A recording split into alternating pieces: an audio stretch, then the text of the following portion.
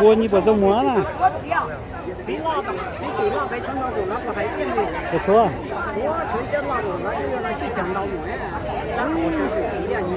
Bây giờ chỉ trồng đâu thì mấy trồng đâu thế cơ. Lắm nó có trồng cái gì hết.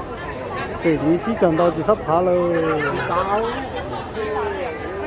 Chỉ trồng đâu của chỉ là được cũng mà trong sau. Giá này không kia đó. Cái hiệp của một của chị Lan ấy. Giá này bên trái chỉ trồng chỗ.